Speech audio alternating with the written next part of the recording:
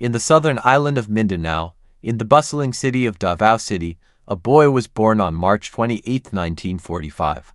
A boy who would one day become one of the most controversial and talked about leaders in Philippine history. His name was Rodrigo Duterte. Before he became president, before the headlines, the speeches, and the global attention, Duterte was simply a young boy growing up in a political family. His father, Vicente Duterte, served as governor of the old Davao province, while his mother, Soledad Duterte, was a teacher and activist known for fighting against corruption and injustice. Growing up, Rodrigo Duterte was far from perfect. In fact, he often admitted that he was stubborn and troublesome during his youth. Stories about him being expelled from school became part of his public image later in life. But behind the rebellious attitude was a young man shaped by the realities of Mindanao, a region affected by poverty, violence, insurgency, and political instability. As he grew older, Duterte studied political science and later earned his law degree from San Beda College. After passing the bar exam, he worked as a prosecutor in Davao City. It was there that he witnessed crimes, drug-related violence, and the struggles of ordinary citizens firsthand. Those experiences would later define his political identity. In 1988, after the People Power Revolution that removed Ferdinand Marcos Sr. from power, Rodrigo Duterte entered politics and became mayor of Davao City. At that time, Davao was considered one of the most dangerous cities in the Philippines. Crime rates were high, kidnappings, gang violence, and insurgency created fear among residents.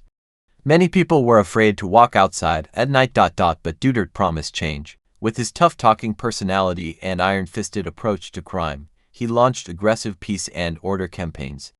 Over the years, supporters credited him for transforming Davao City into one of the safest cities in the country. Many residents admired him because they felt safer under his leadership. He was known for visiting communities personally, talking directly to citizens, and maintaining a simple lifestyle despite his political power. However, his methods also sparked controversy. Human rights groups accused him of tolerating extrajudicial killings linked to anti-crime campaigns. The alleged involvement of vigilante groups in Davao became a major issue both locally and internationally. Duterte consistently denied direct involvement, but the accusations followed him throughout his career.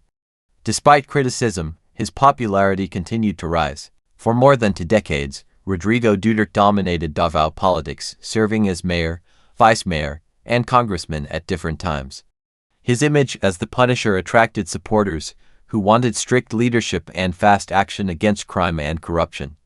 Then came the year 2016. At first, many people thought Duterte would not run for president. But as public frustration with crime, drugs, and corruption increased, calls for him to seek the presidency became louder. Eventually, Duterte officially entered the race. His campaign was unlike anything the Philippines had seen before. He spoke bluntly. He cursed during speeches. He ignored traditional political behavior. While critics were shocked by his language, many ordinary Filipinos saw him as genuine and fearless, a leader who spoke exactly what was on his mind. His campaign focused heavily on fighting illegal drugs, criminality, and corruption. He promised that within months, he would restore peace and order in the country. Millions believed him. On May 9, 2016, Rodrigo Duterte won the presidential election by a huge margin, becoming the 16th president of the Philippines. For his supporters, it was a historic victory. For his critics, it was the beginning of uncertainty. Once in office, Duterte immediately launched his nationwide war on drugs. Thousands of police operations were conducted across the country. Drug suspects were arrested, while many others were killed during anti-drug operations. The campaign became one of the most controversial anti-drug programs in modern history. Supporters argued that the government was finally taking strong action against drug syndicates and criminal groups that had long terrorized communities. Critics, however, accused the administration of human rights violations. International organizations, including the United Nations and the International Criminal Court, raised concerns regarding extrajudicial killings and accountability. Despite international criticism, Duterte maintained high approval ratings throughout much of his presidency. Many Filipinos continued to support his strongman leadership style. But Duterte's presidency was not only about the war on drugs.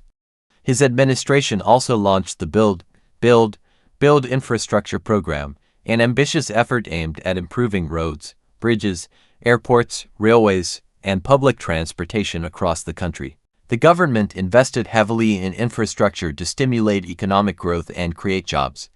Numerous projects were started in different parts of the Philippines. In foreign policy, Duterte shifted the country's approach by strengthening ties with China and Russia while maintaining relations with traditional ally United States. His statements toward world leaders often made global headlines. Sometimes humorous, sometimes controversial. Duterte became known internationally for his unpredictable speeches and unconventional diplomacy. Then, in 2020, the world changed. The COVID-19 pandemic reached the Philippines. Like many world leaders, Duterte faced one of the biggest crises of modern times. Strict lockdowns were implemented across the country. Businesses closed, millions lost jobs, hospitals became overwhelmed. The Duterte administration enforced one of the longest lockdown periods in the world. Supporters said the government acted decisively to prevent the spread of the virus. Critics argued that the response was too militarized and inconsistent. As the pandemic continued, the country struggled with rising infections, economic slowdown, and challenges in vaccine distribution. Still, the government eventually rolled out nationwide vaccination programs to combat the virus. Throughout his presidency, Rodrigo Duterte remained one of the most polarizing figures in Philippine politics. To supporters, he was a fearless leader who fought crime, improved infrastructure, and challenged traditional politics. To critics, he was a symbol of authoritarian leadership and human rights concerns. Yet regardless of opinion, few could deny the massive impact he had on the Philippines. By 2022, Duterte's 6-year term came to an end. Under the Philippine Constitution, presidents are limited to one term. As he stepped down from office, debates about his legacy continued. Some praised him for bringing discipline and order. Others questioned the human cost of his policies. But one thing remained certain. Rodrigo Duterte changed the political landscape of the Philippines forever. From a prosecutor in Davao City to one of the most powerful men in the nation. His journey was marked by controversy, loyalty, conflict, and undeniable influence. Even after leaving office, his name continued to dominate political discussions nationwide. His daughter, Sara Duterte, would later become vice president, further extending the Duterte name in Philippine politics. Today, Rodrigo Duterte remains a figure that divides opinions. Some call him a hero, others call him dangerous. But whether admired or criticized, his story is one that shaped an entire generation of Filipinos. A man from Mindanao, who rose to the highest office in the land. A leader feared by criminals, praised by supporters, condemned by critics, and remembered as one of the most controversial presidents in Philippine history. This is the story of Rodrigo Duterte.